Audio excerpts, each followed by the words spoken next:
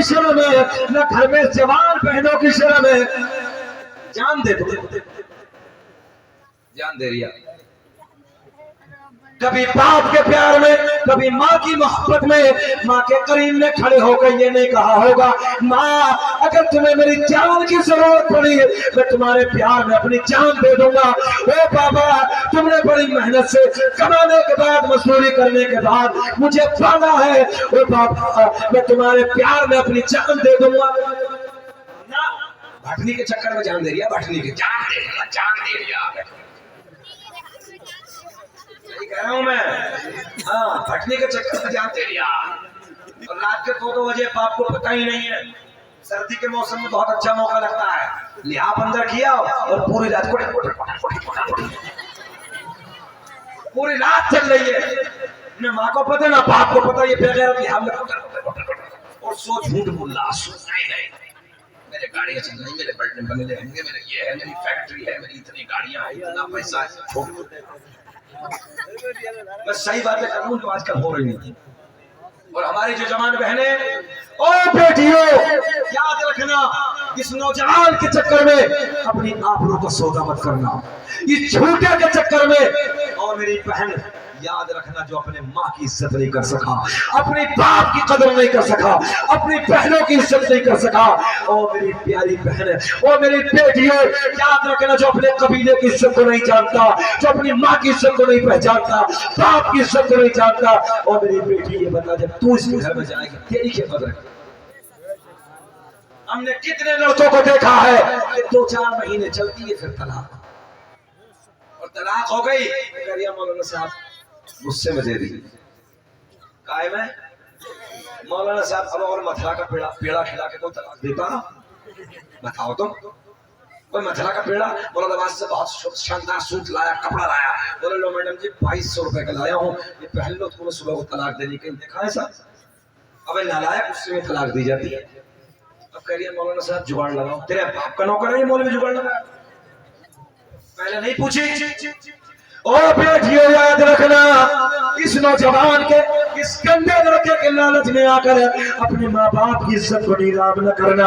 یاد رکھنا وہ میری بہن, وہ میری بیٹیوں, اگر تم نے اپنی عزت کو نیلام کر دیا تھوڑے سے مزے کے لیے, تھوڑے سے وقت کے لیے, اس جوان کے چھانسے میں آنے کے بعد اگر تم نے اپنی عزت کو نیلام کر دیا, اپنی عزت کو برباد کر دیا, وہ میری بہن یاد رکھنا. میں بڑے پیار کے جملے دینے لگا ہوں جو آج معاشرے کے حالات ہیں. میری بیٹیوں جب تو اس کے چکر میں آنے کے بعد گھر سے چلی جائے گی, چند دنوں کے بعد تیری کوئی عزت کرنے والا نہیں ہوگا.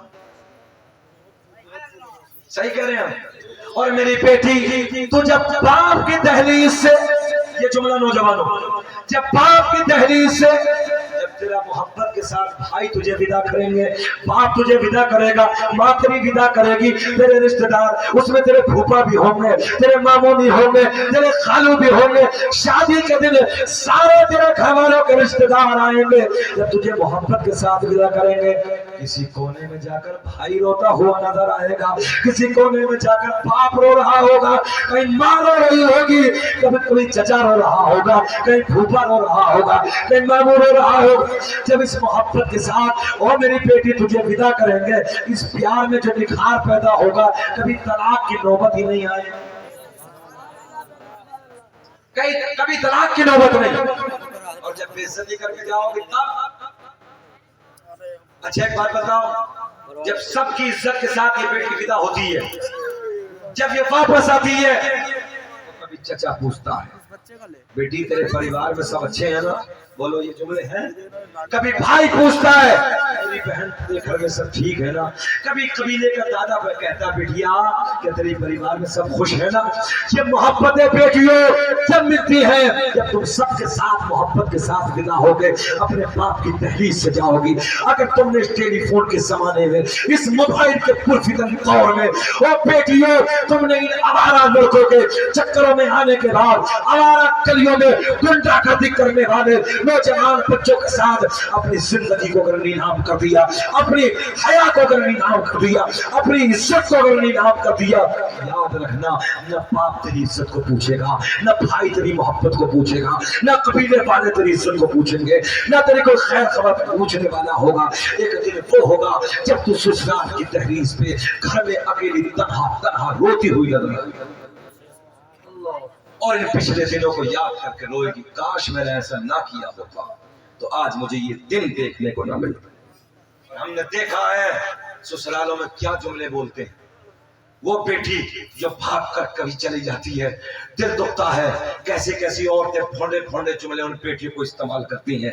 मैं वो जुमले अपनी जबान से बोल भी नहीं सकता, ऐसे ऐसे गलीज जुमले इस्तेमाल करती हैं बेटियों। इसलिए मैं हाथ जोड़ के तुमसे गुजारिश करूंगा, आवारा लड़कों के चक्कर में आने के बाद अपने बाप की इज्जत को नीलाम मत करना, अपने भाइयों की इज्जत को नीलाम मत करना, अपने रिश्तेदारों की इज्जत को नीलाम मत करना।